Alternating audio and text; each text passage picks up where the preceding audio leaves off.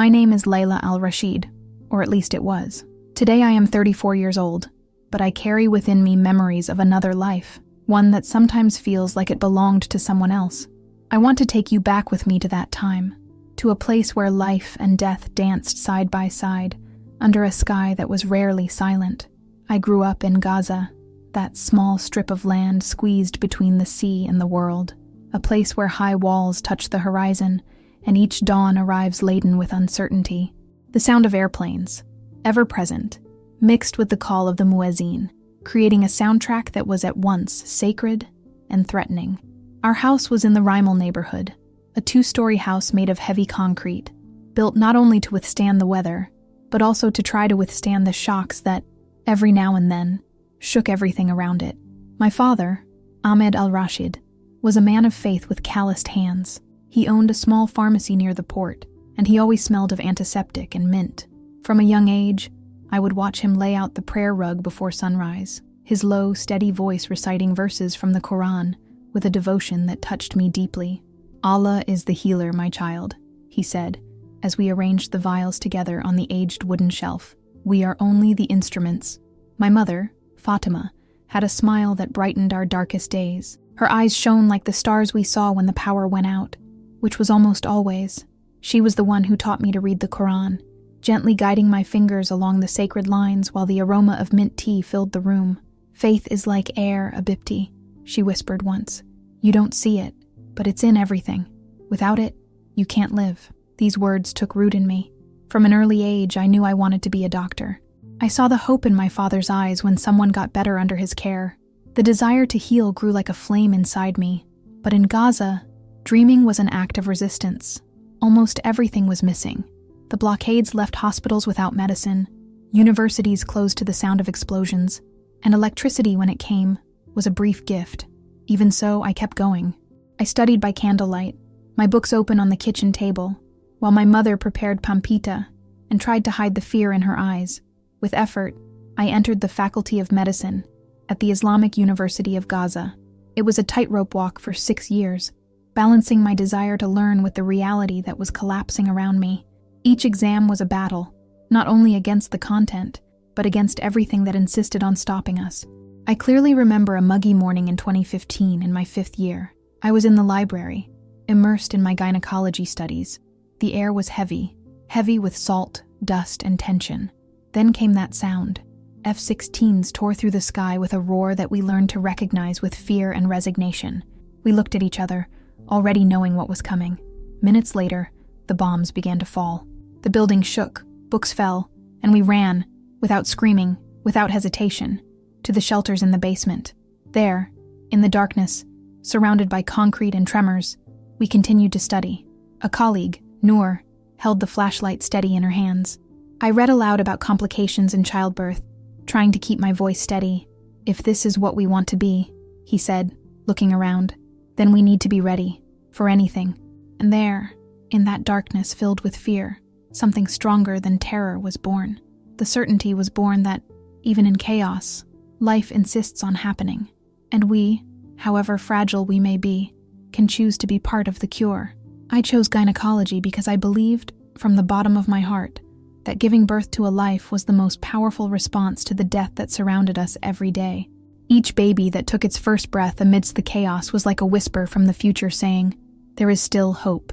It was as if, for a moment, the war itself was outside. My senior thesis was on emergency obstetric care in conflict zones, a topic I knew not only from theory, but because it was pulsating in the reality around me. I lived every line of that work. Every statistic was a face.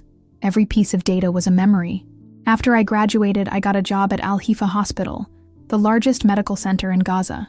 It was a rough, tired-looking concrete building with small windows and hallways that always smelled of disinfectant, mixed with the smoke that wafted in when the winds blew in from the city. My office was on the 3rd floor.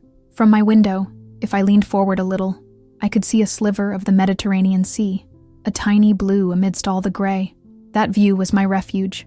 On days when reality crushed me, I would look at the sea and remember that there was still something vast, beautiful, and free. Working at Alhifa was like being on the front lines, not just of medicine, but of a silent, constant war. During the bombings, The hospital became a shelter, a trench, and a stage for miracles. Ambulances arrived in droves, carrying stories no medical textbook could tell. Children with shrapnel wounds, mothers in trauma-induced labor, ravaged bodies still struggling for one more breath. One afternoon in July stuck with me. A young woman, no older than 24, arrived in despair. She was 7 months pregnant and had started having contractions after an explosion shook her house. Her eyes, huge and terrified, fixed themselves on mine as I examined her. "Doctor, my baby. Will he live?" She spoke almost without a voice. I took her hand, felt her tremble, and answered with the firmness that only those who need to believe are capable of having. "We will do everything possible. He will fight with us." That night, her son was born, a tiny, fragile baby, but with one lung that screamed for life. As he cried, the sirens outside announced more destruction, and the hospital generator roared to keep the incubators powered. I held him in my arms and whispered, "Etc. It means to blossom." And that's what it did. It blossomed amidst the concrete, the smoke, and the fear. My eyes filled with tears. In that moment, my faith felt stronger than ever. But Gaza is a place that constantly tests any certainty. Each new day brought new wounds, and the more lives I helped bring into the world, I found myself asking, why so much suffering? Why did children have to bear the consequences of adults' mistakes? Why did a woman have to give birth amid explosions and screams? These questions haunted me, especially in the silent early mornings at the hospital. It was at those times, between the beeping of the machines and the distant roar of the pumps, that faith became my only refuge. I said my prayers right there, in my small office. There was a green carpet, embroidered with gold, always rolled out in the direction of Mecca. During Ramadan, even though I was exhausted, even though my stomach was aching with hunger as I saw patients, I fasted. Not out of obligation, but out of endurance, because I believed there was a greater purpose in enduring all of this, that perhaps, somehow, it was part of a plan that I couldn't yet fully understand. And even when everything inside me wanted to give up, I knelt down and asked for strength, because despite everything, or maybe because of everything, I still believed. My life followed an almost sacred rhythm: work, prayer, family. And when my routine allowed, I stole a few minutes for myself, usually on the terrace of our house, with a book in my hands and my eyes turned toward the sea. That immense blue made me forget, for a brief moment, where I was. In the eyes of the world, Gaza was nothing but destruction. But for me, there was also silence, beauty, even peace. On Fridays, I would put on my black hijab, cover my hair, and walk to the Al-Amari Mosque, one of the oldest in the city. I would sit in the women's section, among other women in silence, listening to the imam speak about patience, perseverance, and the importance of keeping the faith even when the ground gives out on us. Those words, repeated every week, seemed to ingrain themselves in the ancient stones, and in me as well. But Gaza has a strange habit of turning the world upside down when you least expect it, and no faith, no matter how deeply rooted, is without its cracks. It was one night that everything changed, a night that split my life into two halves, before and after. It was May 15th, 2021, and although we had been under tension for days, that morning felt like something out of a nightmare from which no one would wake up. I was at the hospital, finishing another shift. The sirens began to wail with a fury that made my chest vibrate. The sky outside exploded in orange flashes, as if it were being torn apart. It was 2:47 a.m. when I heard the sound of planes. It was different, lower, heavier, as if they weren't just fighter jets, but omens. In the maternity ward, I was checking on a patient who had given birth hours earlier. The silence was shattered by a loud crash. The entire building shook. The windows vibrated with a sharp crack, as if they were crying, and fine, gray dust began to fall from the ceiling, covering our shoulders like snow made of debris. "Dr. Al-Rashid!" Miriam, one of the nurses, shouted, running toward me. Her face was as white as the walls, her eyes wide with terror. Before she could finish her sentence, another loud crash swallowed her words. But I understood. An ambulance was approaching. Emergency. Pregnant woman. Injured. I ran through the hallways, the sound of explosions behind me like a shadow not letting go of my heel. My shoes slipped on the damp floor. Blood, water, fear, it all mixed together. The air was almost unbreathable, thick with smoke and filled with that metallic smell I knew all too well.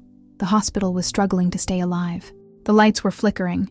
The generator in the basement was humming as if it were at its limit, and we were still there, trying to do the impossible. The ambulance arrived with a scream.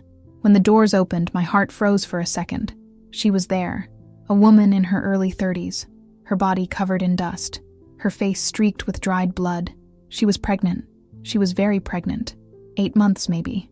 But what paralyzed me most was not her wounds. It was her gaze.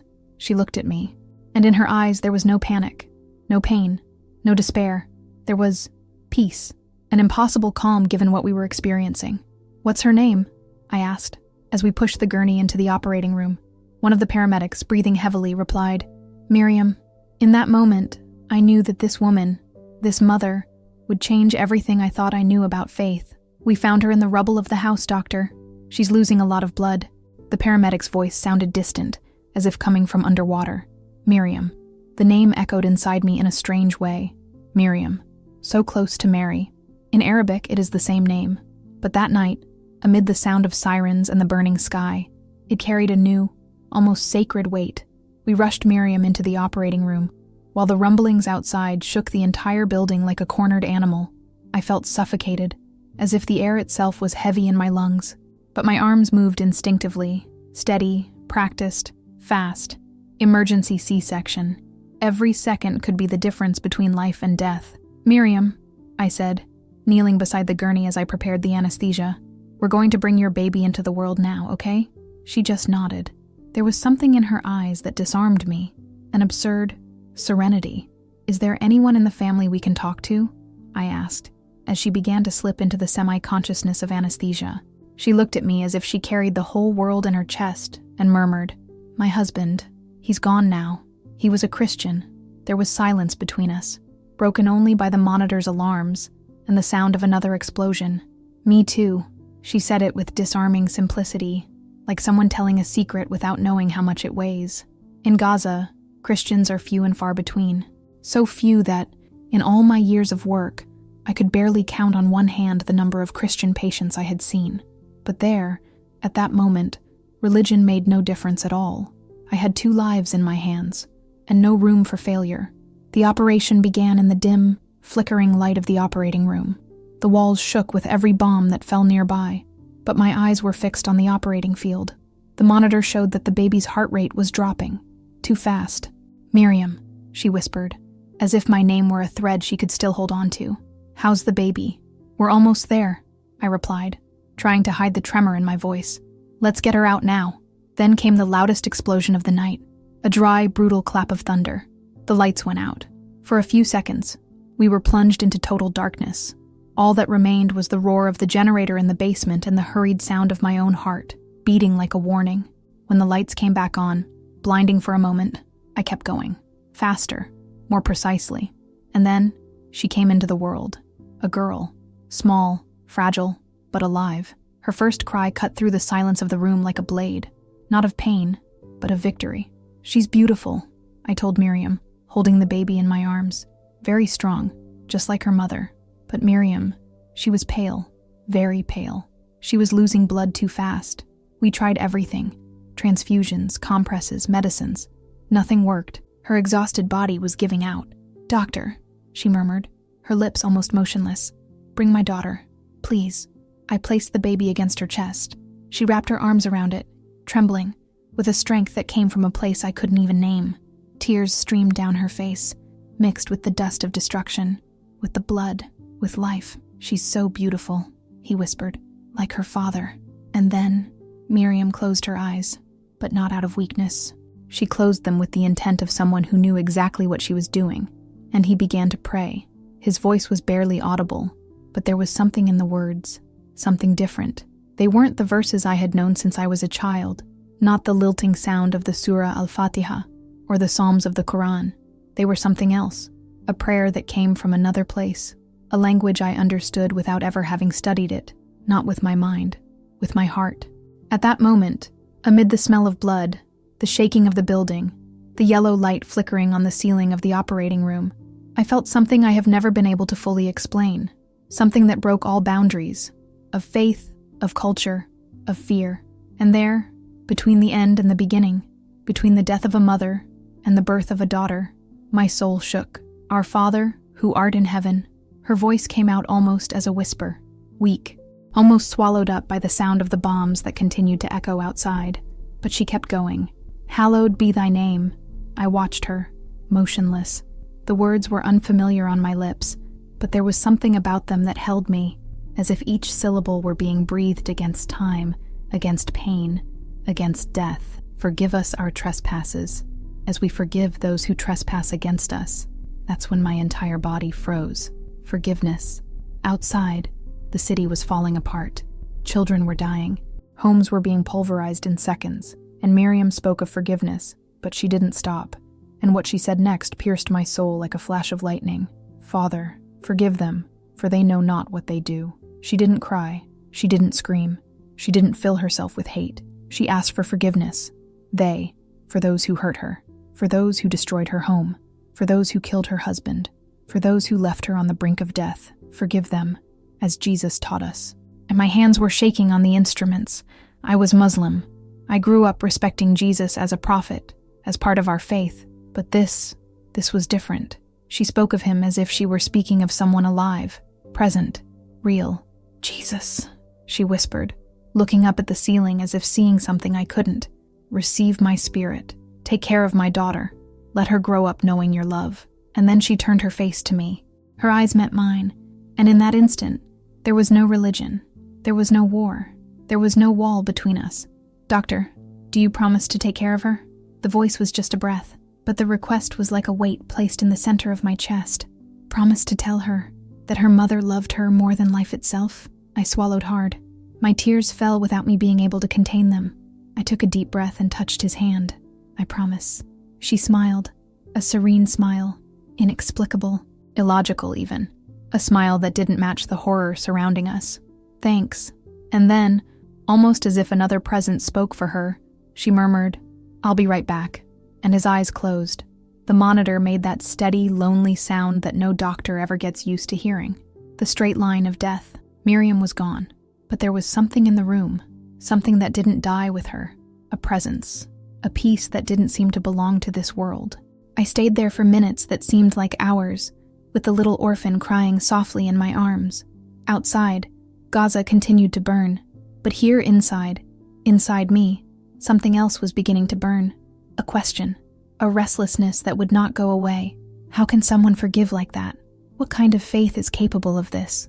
For the rest of the night, I tended to the wounded, stitched up cuts, and cleaned up the blood. But Miriam's voice would not leave my mind. The peace on her face, the name of Jesus, her last words. When the sun finally rose, Gaza looked unrecognizable. Entire neighborhoods had been reduced to piles of broken concrete.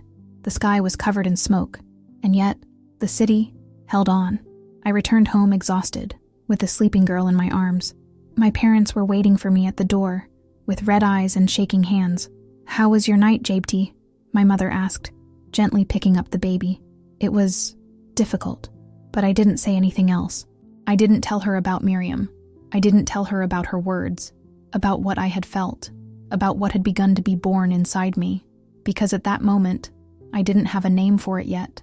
I just knew that something in me had changed, that night had left a mark that would never go away, and that, amidst the rubble of the faith I knew, a new question began to grow, silent, persistent, and impossible to ignore.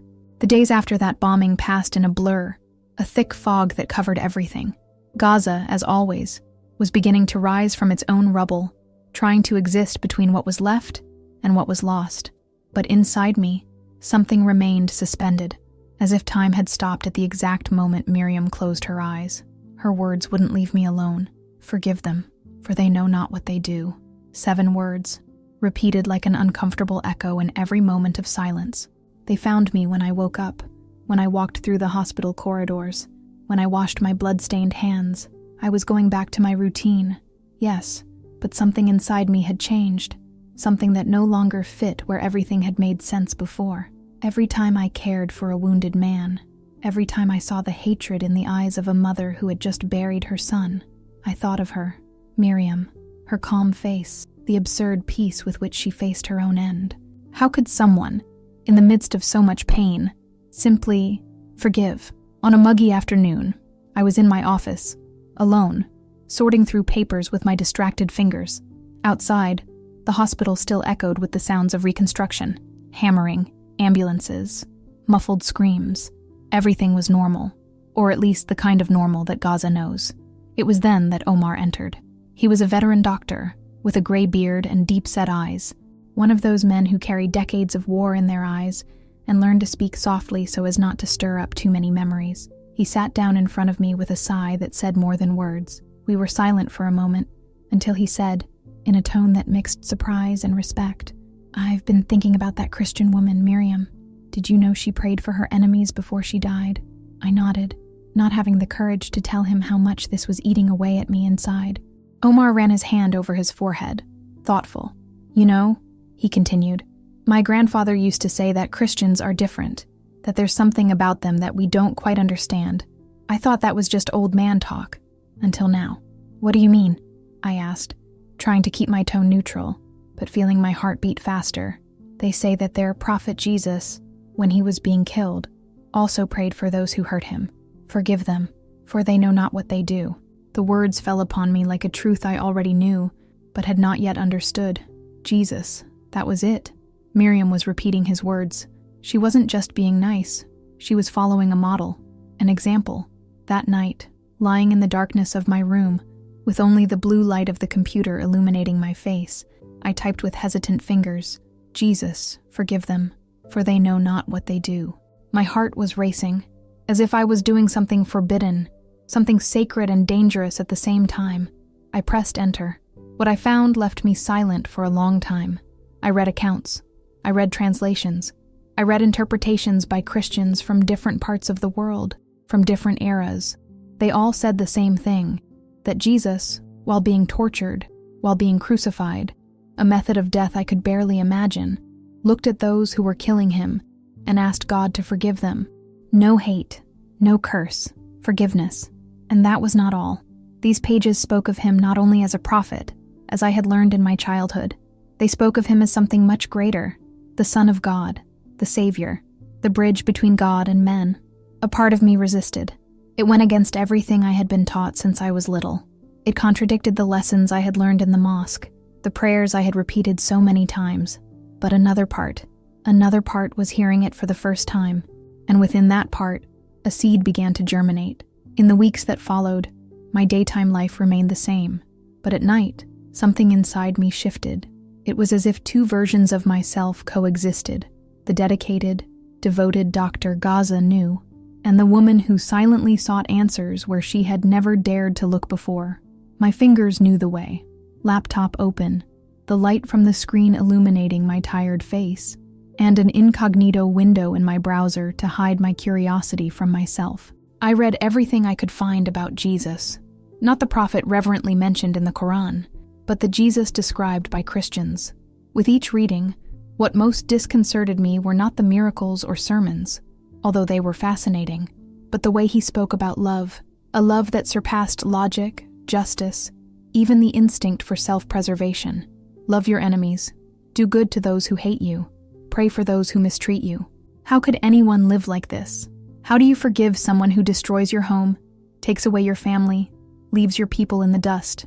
One of those nights, while scrolling through a Christian website in Arabic, I came across something that made my heart almost stop. A complete Bible, accessible with a click. My hand hesitated over the mouse. I knew what I had been taught about this book, that it was altered, that it contained truth mixed with deception, that a devout Muslim woman should not touch it with eyes of faith, but I needed to understand. I needed to know where that peace that Miriam carried in her gaze came from, even at the limit of life. So I clicked. The first time I read the Gospel of Matthew, it was like crossing an invisible boundary. Every word pulsed before me. Blessed are those who mourn, those who hunger and thirst for righteousness, the merciful. It was dawn. The whole house was asleep, and I read, as if I were listening to a voice whispering inside my heart. The words did not come with weight or imposition. They came gently, as if calling, not as if demanding. There was beauty in my Islamic faith, of course, and there always had been. But what I was reading now was different. It was personal. It was intimate. It was as if someone had turned on a soft light in a room where I had lived for years in the dark. unaware that anything existed beyond the shadows. I read until the sun began to paint the sky gray. When I reached the crucifixion, tears flowed without me realizing it. "Father, forgive them, for they know not what they do." There they were, Miriam's same words that I thought came only from her heart, but now I understood they had come from a deeper place, from Jesus. She was following him, even in her final moments. But that wasn't what shocked me the most. That's what came next. The resurrection. The idea that this man, tortured, dead, buried, had come back to life. That he was not just a wise teacher, but someone who had conquered death itself. That Christians not only followed him, but worshipped him as the living Lord. It shook me more than I wanted to admit. It was so impossible, so far from what I had been taught. And yet, I couldn't shake the thought. I couldn't stop thinking, what if it's true? In the days that followed, I was different. Not on purpose, but my soul felt somewhere else.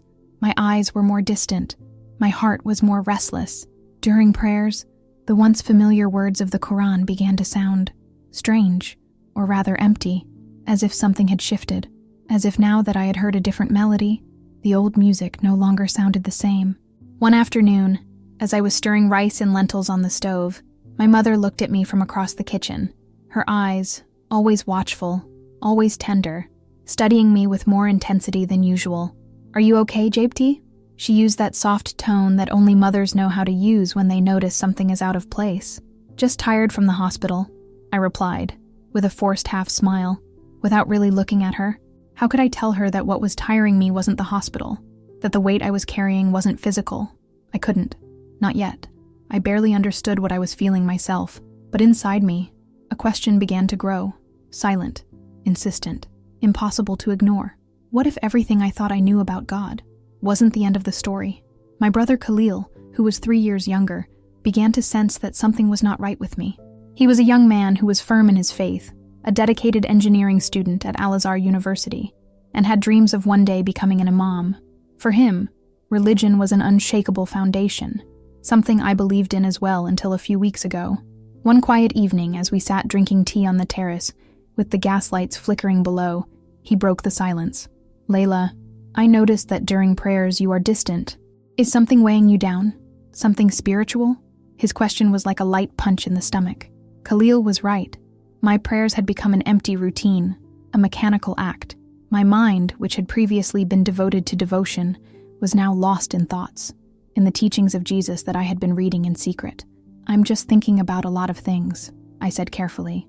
"Working in the hospital makes you think about life, death, the meaning of it all." He nodded, with that calm that only older brothers have.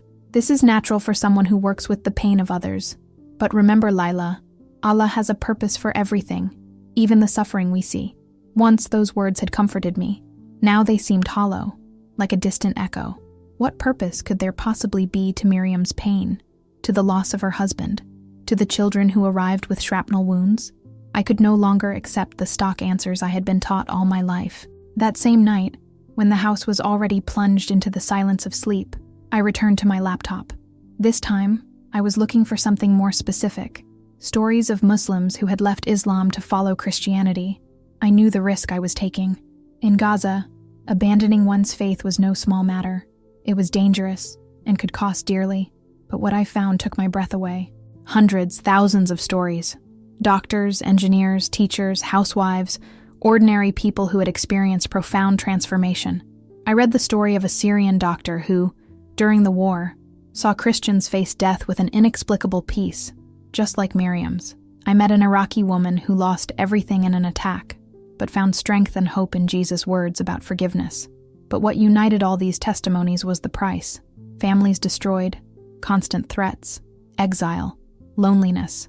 Changing from Islam to Christianity was not just a change of belief. It was a path that could cost everything. One morning, as I was reading the Gospel of John, I stopped at a verse that struck me like a bolt of lightning. "For God so loved the world that he gave his only begotten Son, that whoever believes in him should not perish but have everlasting life." I stood there, staring at those words for minutes that felt like hours. In Islam, Allah is merciful but also distant, a powerful God, beyond reach. Here, it was different. A God who loved so much that he gave his own Son to save the world. A love I had never seen before. And for the first time in weeks, I prayed, not the prayers I had learned, recited by heart, but a different prayer, one that came from the depths of my heart, even as it trembled with fear and doubt. God, I whispered into the darkness of my room, my voice barely a whisper. If you are really who the Bible says you are, show me.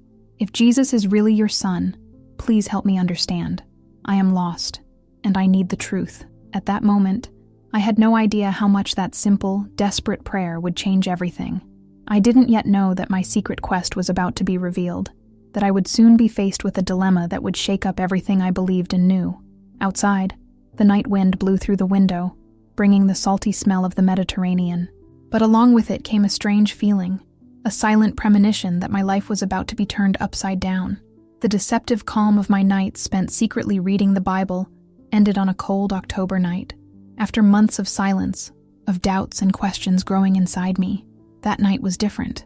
I had already spent almost 2 months devouring the sacred texts, 2 weeks feeling the seeds of doubt and hope germinate in my heart. Little by little, I was moving away from what I had learned in childhood and seeing something new emerge, something I could barely name. The day had been particularly cruel at the hospital. An entire family had been victims of a serious accident. The father, with a head injury, the mother, with broken bones everywhere, and the little 6-year-old daughter, with life-threatening injuries. I spent hours fighting to save that little girl. When I finally succeeded, I stood in the operating room, tears streaming down my face along with the exhaustion that overwhelmed me. I arrived home after 9 p.m. The smell of dinner greeted me before I even entered the kitchen. Mansaf with rice, my favorite dish, the aroma of cooked lamb mingling with fresh bread. But my mind was elsewhere. During the operation, without thinking, my words had been a direct plea to Jesus. Please help me save this child. It was the first time I had prayed like that, consciously, and the peace I felt at that moment surprised me deeply. Habibi, you're tired, my mother said, pouring tea with a worried smile as I ate in silence. Just a long day, Mom, I replied, trying to cover it up. In the living room, Kil was buried in books, studying for his engineering exams, and my father was leafing through the newspaper, mumbling comments about the news.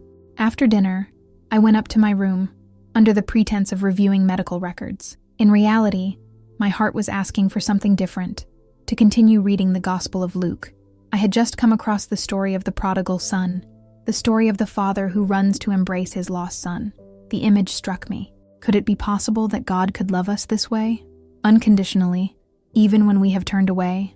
I turned on my laptop and went back to the website where I had been reading the Bible, feeling my heart race with each word I reread, searching for an answer to what I was barely beginning to understand. But this time, something had slipped my mind. I always carefully deleted my browsing history, but that night, I forgot. My heart sank as I saw that list of Christian websites spread out before me, all my research, reading, and questions laid out in cold letters on the screen. I tried to quickly delete it. My hands were shaking, but then I heard footsteps in the hallway. Firm, determined, Khalil's footsteps. I snapped the laptop shut, but it was too late. He entered the room without knocking, unlike usual. There was something new in his gaze, something hard, cold, as if he already knew. I need to use your laptop to print an assignment, he said, his voice more sharp than I expected. My body froze. Sure, I replied, my voice shaking more than I cared to admit. Maybe it's better to use Dad's, he insisted, holding out his hand. The way he looked at me seemed to decipher secrets I was still trying to hide. Reluctantly, I handed over the laptop, my hands feeling weak. Khalil sat down, opened his laptop, and the browser was already displaying the last page he had visited, an article titled, "Why I Converted from Islam to Christianity, a Doctor's Testimony." The silence that followed was suffocating. Khalil stood still, his eyes fixed on the screen, as my world crumbled into silent pieces. Finally, he turned to me, his face marked with shock, anger, and a pain that seemed to burn from within. "What is it, Laila?" His voice was low, but carried an intensity that made me flinch. "Khalil, I can explain," I tried, but he was already standing, banging his chair against the table. "Then explain," he demanded. "Are you considering apostasy? Betraying your family, your faith, your people?" The word rang out like thunder in the room. In Gaza, apostasy was not just an accusation, it was a sentence. Tears began to stream down my face. Khalil, ever since I saw that Christian woman Miriam die, I haven't been able to stop thinking about her last words. She forgave those who hurt her. She prayed for her enemies. I've never seen anything like it. I needed to understand where that peace came from, he shouted, his voice sharp, using the Arabic word for infidel. She was a kafir. The weight of that word fell upon me like a sentence, as I felt the ground disappear beneath my feet. I have been deceived by false doctrines, and now you will be deceived too. But Khalil, what if I hadn't been deceived? What if, for the first time, I had found something real? The peace she had, that peace, was real. Her forgiveness was genuine. In 20 years of living in Islam, I've never seen anything like it. My brother looked at me like I was a stranger. I can't believe what I'm hearing. My own sister questioning the faith of our parents, our grandparents, the generations of our family. He started for the door but stopped and turned to face me. You have a choice, Laila. You can repent now, seek Allah's forgiveness, and promise me you'll never read that Christian crap again. Oh, or what? I asked, though I dreaded the answer. Or I'll have to tell our parents. They'll take steps to protect the family's honor. The implied threat froze my blood. I knew what this meant. At best, I would be sent away, perhaps forced into a quickie marriage to correct my faith. At worst, I didn't even want to think about it. Khalil, please, I begged, grabbing his arm. Give me some time. Let me explain what I've learned. I'm not betraying anyone. I'm just seeking the truth. He stepped out of my grasp, firm. The truth is in the Quran, in the teachings of the Prophet Muhammad. Peace be upon him. You don't need to look elsewhere. What if there is more truth? What if Jesus is really more than a prophet? What if he really is the Son of God? The slap came so fast that I didn't see it coming. My cheek was burning, but the physical pain was nothing compared to what I felt in my heart. Khalil had never hit me before. His eyes were filled with tears, but also with a determination that paralyzed me. Do not speak such blasphemy in this house, he said, his voice shaking. Allah has no sons. That is the greatest lie of Christianity. I touched my face, feeling the warmth where his hand had landed. Khalil, you have until tomorrow night, he said, heading for the door. Repent, destroy everything you have read, and promise never to think of such folly again. Or I will have to act, as a brother and protector of this family from dishonor. He closed the door with a sharp click, leaving a heavy, piercing silence in the room. I stood there in the middle of my room, shaking, not just from the confrontation, but from the brutal clarity that had hit me. My secret quest was over. I could no longer live these two separate lives. I would have to choose. That night, I couldn't sleep a wink. I sat by the window, staring at the flashing lights of Gaza in the distance, feeling the crushing weight of the decision that awaited me. On one side was my family, my culture, my identity, everything I had known for 31 years. On the other, the truth that was beginning to emerge in the pages of the Gospels, the peace I saw on Miriam's face, the promise of an unconditional love that I had never felt. In the silence of the early morning, I prayed, not to Allah, as I had done all my life, but to Jesus. If you really are who you say you are, I whispered, help me, show me what to do. I can't face this alone. The answer did not come in an audible voice or a dramatic vision. It came as a subtle but profound peace, a certainty that grew in my heart like the dawn that was slowly beginning to color the sky of Gaza. I knew what I needed to do. I knew it wouldn't be easy. The next day, during a quiet, tense family dinner, Khalil gave me an expectant look. My parents could sense the tension, but they didn't ask. In our culture, sibling issues were usually resolved in private. After the meal, Khalil followed me to my room. So? He asked, closing the door behind him. I looked into the eyes of that brother I had always loved and made the hardest decision of my life. I can't promise what you're asking, I said firmly, though my heart was beating like a war drum. I have found something real in Jesus' teachings, something my soul needs. His face hardened. Then you are no longer my sister, she said, with a coldness that pierced me like a sword. Tomorrow I will speak to our parents. May Allah have mercy on your soul, for they will not. And he left, closing the door behind him forever. That night, as I quietly packed a few essential belongings, I knew my life in Gaza was over.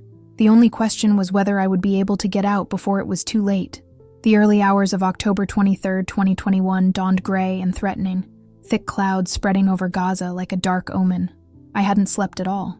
I spent the last hours of the night packing a small backpack with the essentials, a few clothes, medical documents, my passport, and, hidden at the bottom, an Arabic Bible that I had obtained a few days earlier through a Christian contact who worked for a humanitarian organization. The plan was simple, but dangerous. I needed to get to the Rafah crossing before Khalil could speak to my parents. Once my apostasy was revealed, the entire family would spring into action to stop me. At best, I would be confined to my home indefinitely. At worst, I would rather not even think about the consequences. I walked down the stairs with silent steps, my bare feet barely touching the cold floor. The aroma of the breakfast my mother always prepared before Fajr filled the house, mingling with the smell of fresh bread. Familiar sounds from a home I would soon leave forever. My mother was in the kitchen, as usual, preparing breakfast. Her movements were automatic, ritualistic, washing the dishes from the previous dinner, organizing the ingredients for the fatah she would make later. She didn't see me walk down the hall toward the front door. For a moment, I stopped, recording in my memory his figure bent over the sink, softly humming a song that used to lull me to sleep when I was a child. When would I see her again? Would I ever see her again? Tears threatened to fall, but I forced myself to continue. If I stayed a minute longer, I would lose my nerve. I left the house just as the muezzin began his call from the nearby mosque. The melodious voice echoed through the neighborhood, waking the faithful for the first prayer of the day. It was a sound I had heard thousands of times, a call I had followed for 31 years of my life. Now it sounded like a farewell. The streets of Gaza were practically empty at that hour. Only a few early morning shopkeepers were opening their shops, and every now and then, a shared taxi would pass by, taking workers to their destinations. I walked quickly towards the bus stop, keeping my head down and the IAB firmly fastened, so as not to be recognized. The trip to Rafah would take about an hour. Crossing the entire Gaza Strip from north to south, I boarded a shared taxi that already had 3 passengers. An older man with a gray beard was silently reading the Quran. A woman with several young children was on her way to visit family, and a young man looked as nervous as I felt. As the vehicle jolted along the bumpy roads, he looked out the window at the landscapes he had always known. The olive groves, the concrete houses with flat roofs where families hung clothes to dry, the children playing in small backyards while their mothers prepared breakfast. Everything seemed more vivid, more precious, because I knew it would be the last time I would see it. As I traveled, my mind kept going over my plan. I had contacts at an international medical organization that operated along the border. Dr. Sarah Mitchell, a British doctor with whom I had worked on several emergency missions, had told me months earlier that if I ever needed to leave Gaza for safety reasons, I could contact her. I never imagined I would use this information. I sent a message the night before, briefly explaining my situation. I need to leave Gaza urgently for personal safety reasons. Can you help me? The response arrived a few hours later. I will be in Rafah tomorrow with a medical convoy. I will help you. By the time we reached Rafah, the sun had risen, bathing the border town in a golden light that contrasted with the tension in the air. Rafah was a place where hopes and dreams were realized, or shattered forever. Entire families waited days, sometimes weeks, for the chance to cross into Egypt. The border crossing was a complex of gray buildings surrounded by high fences and guard towers. Egyptian and other soldiers manned the entrances, their faces grim as they checked documents and asked questions. The air was thick with anxiety, hope, and despair, all mixed together. I met Dr. Sarah in the temporary medical tent her organization had set up to care for refugees and people in transit. She was a woman in her 40s, with blonde hair pulled back in a practical ponytail, and blue eyes that radiated determination and compassion. When she saw me approaching, she immediately came over to meet me. Laila speaks Arabic with a British accent. "Are you okay?" I asked, trying to keep my voice steady despite my tiredness and apprehension. "Dr. Mitchell, thank you for helping me." She led me to a more private corner of the tent. "What's going on? Your message sounded urgent." I told her a simplified version of my truth, the serious religious differences with my family, the risk to my safety, the urgent need to leave the country until everything calmed down. I didn't mention my conversion to Christianity, but she understood that it was something serious. "I see," he nodded. "I've seen similar cases. Do you have a valid passport?" I showed the document. "Great. Our convoy has special authorizations to transport medical personnel and refugees in emergencies. I can sign you up as a temporary medical assistant, but once we cross into Egypt, you're on your own. That's all I need," I replied, feeling a glimmer of hope for the first time in days. The process took hours. Dr. Mitchell made phone calls, filled out forms, negotiated with Palestinian and Egyptian officials. While I waited in the medical tent, I tended to small patients to keep myself busy and to keep my mind off what I had left behind. It was then that my phone started ringing. First my mother, then Khalil, and finally my father. I didn't answer any of the calls, but the messages I received tore my heart apart. Laila, where are you? Khalil told us everything. Come home, we'll sort it out. Mom, you are making the biggest mistake of your life. Come back before it's too late. Khalil Jija, this is just a phase. Come back, we will help you, father. Each word was a stab. I could imagine the chaos at home. My mother crying, my father furious but worried, Khalil carrying the guilt of having revealed my secret, but I knew I couldn't go back. I had already crossed the point of no return. Around noon, Dr. Mitchell approached with a smile. We're ready. The train leaves in 20 minutes. I got into one of the convoy vehicles, a white Jeep with the humanitarian organization's initials on the sides. With me were 2 Egyptian nurses who were returning to Cairo after a 2-week mission in Gaza. They were chatting animatedly about their families, oblivious to the drama I was experiencing. When the vehicle crossed the Palestinian barrier into Egypt, I felt like I was crossing the threshold into a new world. I looked back one last time, watching the watchtowers of Gaza disappear into the distance, and whispered a silent prayer. Jesus, I don't know what lies ahead, but I trust in you. On the Egyptian side, the inspection was equally rigorous. Officials checked our documents thoroughly.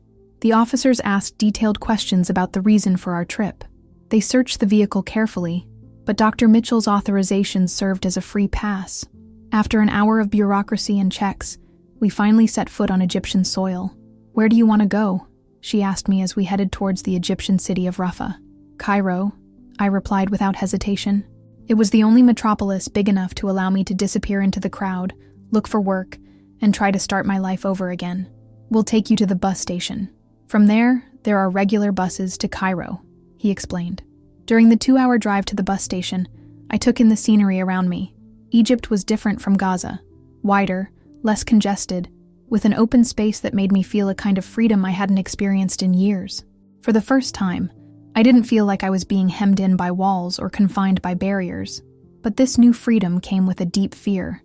I had only the money I had managed to save. I didn't know anyone in this strange country, and I had no clear plans beyond trying to get a job in a hospital. My medical qualifications gave me hope, but without any local references, my situation was uncertain.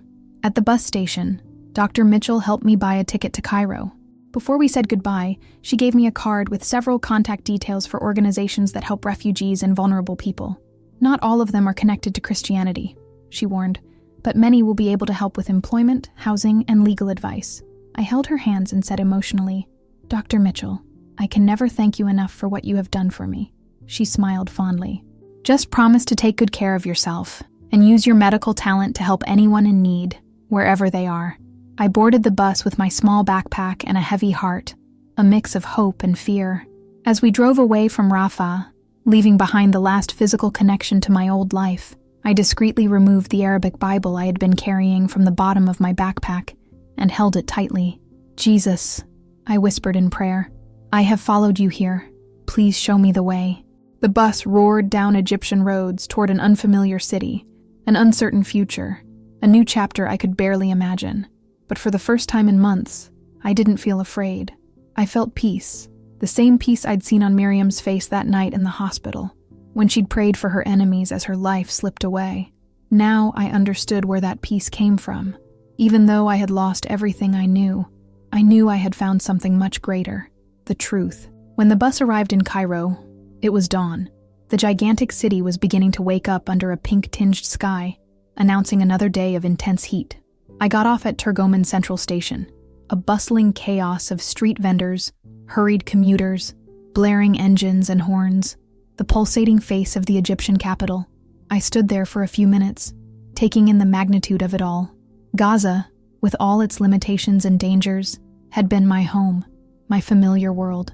Cairo was a huge city of over 20 million people, and I felt completely invisible, lost in the crowd, but for the first time, also completely free. I took the card Dr. Mitchell had given me and called the first number, an organization called Shelter of Hope. which promised to help women in difficult situations.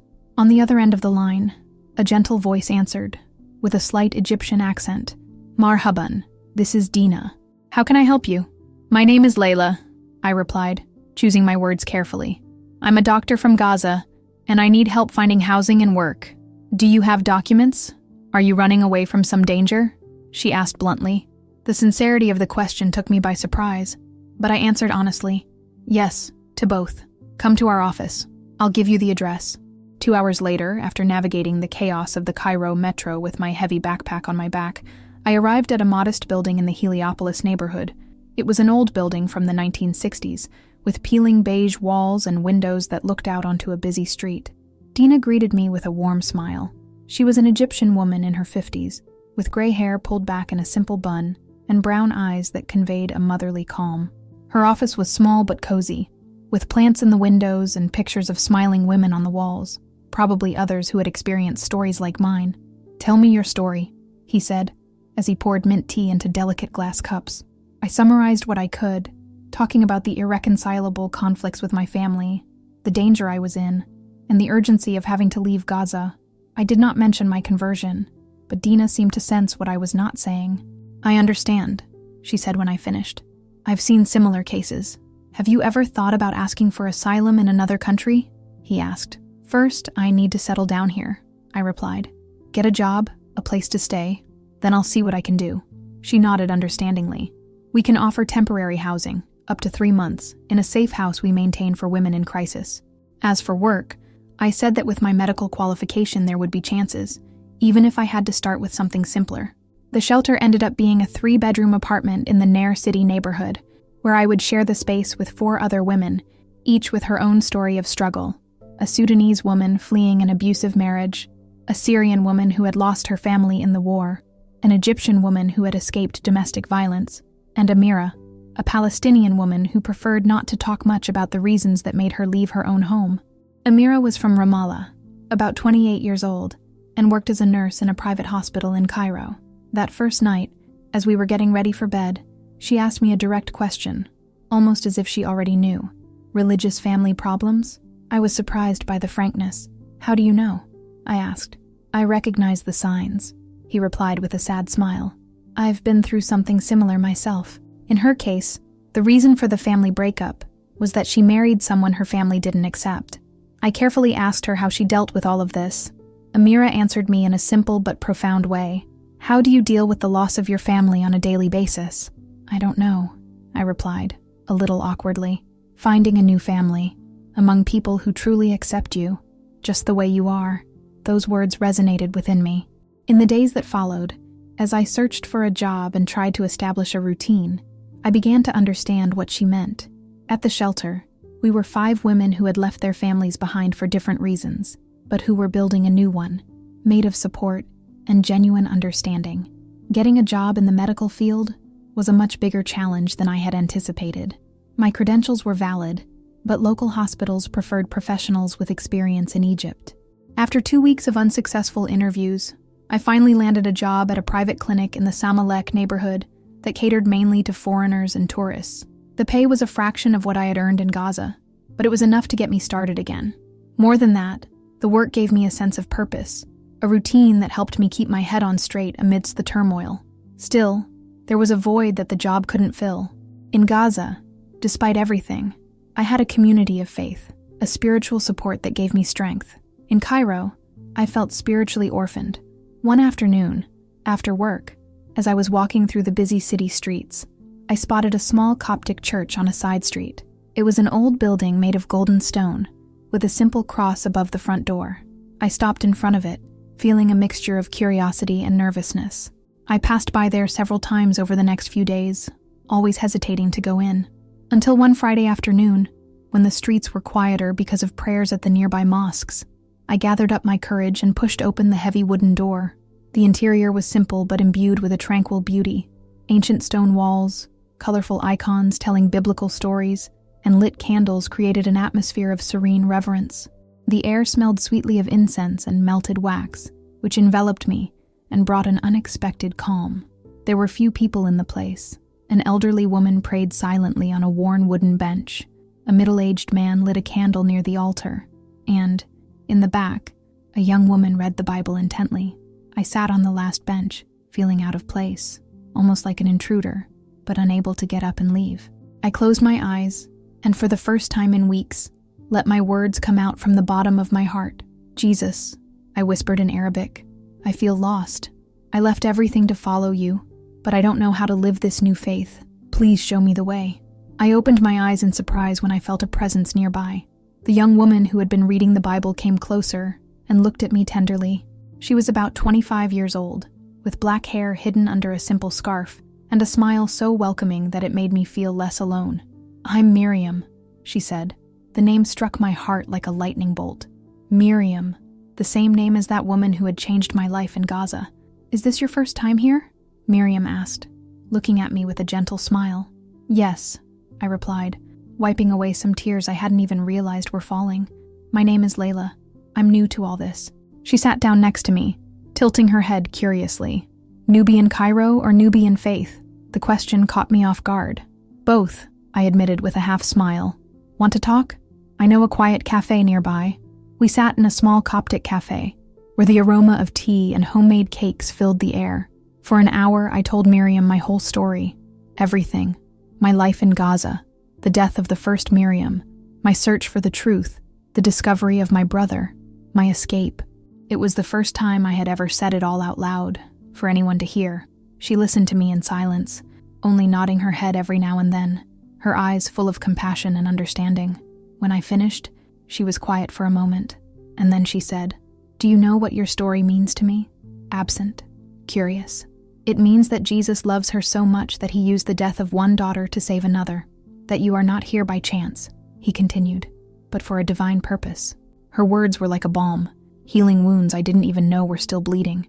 For the first time since leaving Gaza, I felt like someone truly understood the extent of my journey. Do you want to know more about the Christian faith? She asked, a sparkle in her eyes. There is a Bible study group that meets on Wednesday nights. We have people from different backgrounds, some from Islam, like you. Really? I asked, surprised. Are there others like me? Much more than you can imagine, she replied with a calm smile. Jesus is calling many people here. You are not alone. The following Wednesday, I went to my first meeting. The group met in the apartment of a man named F.Y., a Coptic engineer in his 40s, who had dedicated a space in his home to create a safe environment for those new to the faith. There were 8 of us, 3 Egyptian Copts, 2 Sudanese, 1 Syrian, 1 Moroccan, and me. What struck me most were the stories I heard. Fatima, the Moroccan, spoke about how she found Jesus after years of deep depression that no therapy had been able to alleviate. Jusuf, the Syrian, had been an imam before his conversion, guided by dreams in which Jesus appeared to him. At first I thought I was going crazy, Jusuf said that night, but the dreams were so real, so full of love and peace, that I knew they were from God. When I finally read the Gospels, it all made sense. Hearing that made me feel less isolated, less strange. I realized I wasn't the only one going through such a profound transformation, nor was I the only one paying a high price for following what I believed to be the truth. Over the next few months, my life began to fall into place. During the day, I worked at the clinic. In the evenings, I attended Bible study. And on Sundays, I went to church. Little by little, I began to understand what it meant to be a Christian, not just in faith, but in the way I lived each day. I learned about prayer as a conversation, something quite different from the formal prayers of Islam. I learned about grace, the idea that God's favor is not something we earn, but something he gives with an open heart, without conditions.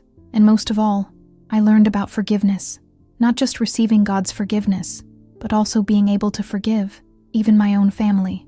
That last part was definitely the hardest. For months, my heart had been torn between hurt, anger, and resentment.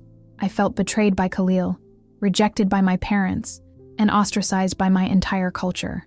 But Jesus' teachings on forgiveness were clear and unwavering, impossible to ignore. One particularly intense night, after a Bible study that focused on the parable of the unforgiving servant, I knew I had to make a decision. Fad had explained how Jesus had forgiven us a debt we could never repay, and that we should also forgive the small debts people owe us. So that night, in the silence of my room in the safe house, I knelt down beside my bed and said a prayer that changed everything inside me. Jesus, I forgive Khalil for betraying me. I forgive my parents for rejecting me. I forgive my entire community for not understanding me, not because they deserve it, but because you have forgiven me so much more. Help me to love them as you love them. As I prayed, I felt a huge weight being lifted from my chest. The bitterness I had been carrying began to dissolve, giving way to pure sadness, and at the same time, a renewed love for those people I thought I had lost forever. 6 months after arriving in Cairo, I decided to be baptized. The ceremony took place on the banks of the Nile River, in a quiet corner, away from the tourists and the hustle and bustle of the city. Fad conducted the baptism, with the Bible study group and some friends from church gathered on the bank in respectful silence. Laila, he said as we walked together toward the water, golden as the sunset, do you believe that Jesus is the Son of God, who died for your sins and rose again to give you eternal life? Yes, I believe, I replied firmly, although tears were streaming down my face. Then I baptize you, in the name of the Father, and of the Son, and of the Holy Spirit. When he dipped me into the water and lifted me up, I felt something inside me reborn. The old Laila, full of fear and confusion, was submerged in that moment. The one who emerged was free, full of hope and purpose. Miriam approached with a radiant smile. How do you feel? Like I've finally come home, I replied. And it was true. After months of feeling rootless, without family, without a clear identity, I had found my place. Not in a country or a city, but in a relationship with Jesus, and in a community that became my new family. That same night, as I reflected on everything I had experienced in the last year, I picked up my phone and typed a message that I had been mentally rehearsing for weeks. It was for my mother. Mom, I know you don't understand my decision, and I know I've caused you pain, but I want you to know that I'm okay, that I'm at peace, and that I love you. I found something beautiful in Jesus, something that gave me hope and a new purpose for living. I pray for you every day, Mom, your dear daughter, Laila. I didn't expect a response, and I didn't receive one, but sending that message felt like a full circle, filling the gap that distance and silence had left in my life. Today, as I tell this story from my small apartment in Cairo, it has been 2 years since I left Gaza behind. I now work in a clinic that primarily serves refugees and displaced people, using my medical skills to help those who, like me, have had to start over from scratch. The small Bible I carried hidden in my backpack now sits open on my bedside table, its pages filled with notes and thoughts that have shaped my journey. I read it every morning, not as a ritual, but as if I were talking to a close friend, someone who understands me and guides me. Sometimes I feel an overwhelming longing for Gaza, for the sound of the sea, the scent of jasmine in my mother's garden, the warm voices in our Palestinian Arabic. But when nostalgia hits me, I remember the words Jesus said to his disciples, "Whoever loves father or mother more than me is not worthy of me." It's not that I don't love my family. I love them deeply and pray for them every day. But I have found a greater love, a love that doesn't depend on rules, traditions, or approval. A love that accepts me completely, that transforms me from the inside out, and that gives me a purpose beyond this world.